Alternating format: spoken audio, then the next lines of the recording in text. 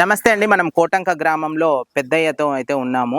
ఏం పంటలు పండిస్తుంటారండి ఇక్కడ మీరు ఎక్కువగా? ఇంకా ఎలిపాలం అయితే ఏరుశనక్కాయ, కంది, ఆన్యము, తోటలో అయితే చిన్న చెట్లు, మొక్కజొన్న, మిరప, ఆహా. మడి. సో నేను అంటే ఇక్కడ వచ్చేటప్పుడు చుట్టూ మీ ఊర్లోకి వచ్చేటప్పుడు చూసానండి. ఇవి ట్రాన్స్మిషన్ టవర్స్ అయితే పడినాయి, పెద్ద లైన్లు పోయినాయి కదా.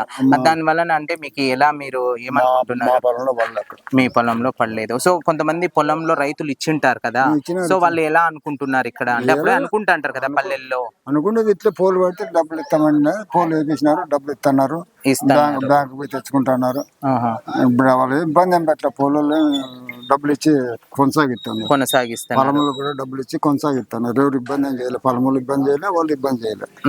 ఏమన్నా వాళ్ళు అంటే ఇట్లా వాళ్ళు వేసే వాళ్ళు అంటే మీ పొలంలో టవర్ వేస్తామని వచ్చిన వాళ్ళు దౌర్జన్యం చేయడం గానీ, మీ అనుమతి లేకోకుండా పొలంలో పోవడం గానీ అట్లా దౌర్జన్యాలు ఏం జరగలేదన్నమాట. సమకూర్తంగా పోతున్నారు అంతే. ఓకే. ఇప్పుడు టవర్ పడి ఉంటుంది కదా, అంటే టవర్ వేసింటారు, దాని కింద పంటలు కూడా పండిస్తున్నారా? కరెంటు దాని పెద్దలైన కింద పండించుకోవచ్చు, పొలం పెట్టుకోవచ్చు, సన పెట్టి ఇంకా బందరే అంతా. ఇప్పుడు వేసే లేని కింద పండించుకోవచ్చు, పండుకోవచ్చు. అంటే మామూలుగా ఇప్పుడు వేసే కరెంటు ఫోన్ల కింద పంటలు పెట్టుకోవచ్చు. పెట్టుకోవచ్చు. ఓకే.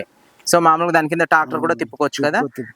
మీరంటే అలా ఇచ్చిన వాళ్ళు ఎవరైనా పంటలు పెట్టిన వాళ్ళని మీరు చూసారా?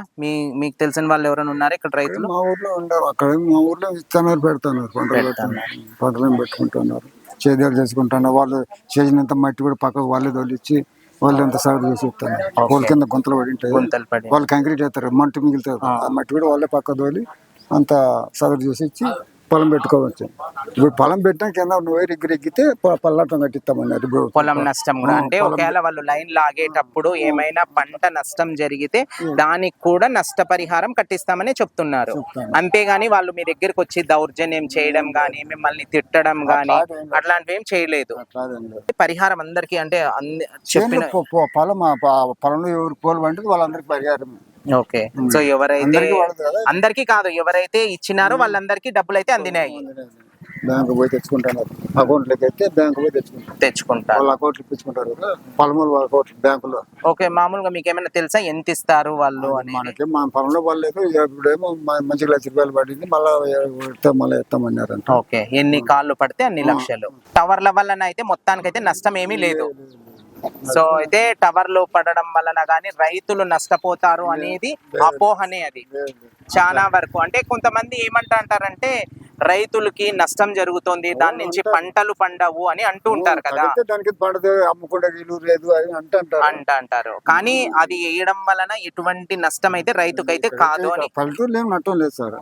టౌన్ లో ఏమన్నా ఫ్యాక్టరీ పెద్ద పెద్ద ఫ్యాక్టరీలు పడితే వాళ్ళకి ఏమన్నా నష్టమేమో, ఇట్లా మాకు పల్లెటూరులో పొలం కింద ఏం నష్టం లేదు. ఓకే అండి.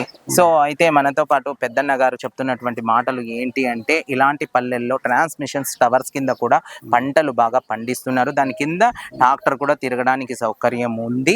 సో మేము ఎవరైనా కానీ అంటే చాలా మంది మాకు అంటే ఈయనకు తెలిసిన వాళ్ళు చాలా మంది అంటే ట్రాన్స్మిషన్ టవర్ కి స్వచ్ఛందంగా భూములు ఇచ్చారు, వాళ్ళకు కూడా పరిహారం డబ్బులు బ్యాంకు ద్వారా అందజేశారు అని కూడా ఈయన మాటల్లో తెలుస్తుందండి. ఓకే అండి, thank you sir. Thank you.